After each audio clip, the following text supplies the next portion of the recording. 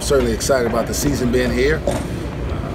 Excited to see our guys go out there and do the one thing that I can't do for them is start to gain some experience. I can put them through a lot of drills and try to teach them how things are going to happen, but when they go out there for the first time and get knocked over and have to look at the official, tell them to get up off the floor, I can't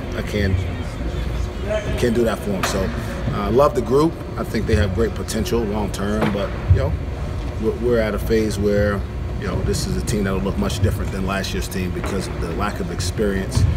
But we feel like they're the right type of kids that we want to continue to build the program with. And eventually, as the season goes on, you'll see this team improve. Like we hope most of our teams will. And our hope is to play our best basketball once the turn of the calendar and it hits 2019 and we start playing Big 12 games. You went ahead and formally named Cam, Thomas, and Lindy as captains. What was your thought process in doing that? It was actually a team decision. It wasn't something that I don't believe it's my responsibility to name their captains. Every team that I've been on that's had great success has been led internally by the players. And what I mean by that is not that they're going to call their own timeouts or sub themselves in, but they're going to manage each other.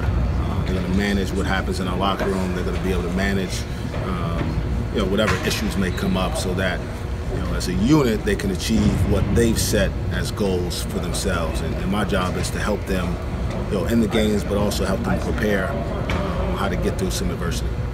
I think averages-wise, you guys lost 4 of your 5 top scorers. Who do you kind of expect to step into that role? I don't know. I don't try to decide those things. We try to put a system in place that gives us a chance to win. Whoever scores the most points is really completely irrelevant to me. I just want a group of guys who play unselfishly. For the most part, I think we did that last year. We were going to certainly be the hardest playing team on the court every night. I think we did that for the most part, besides maybe a handful of games. And I want a bunch of guys that want to be coached, that have a desire to get better. And we've got a group of guys who want to do that. So I hate to not answer your question, but I don't have an answer for that in terms of who I expect, because I don't have an expectation. I know we've got 3 guys who've been through a couple seasons here and know what's going on a little bit more than the other guys. So I expect them to lead.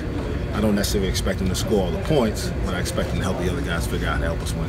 Do you think you have a starting lineup in mind, and how close are you getting to that?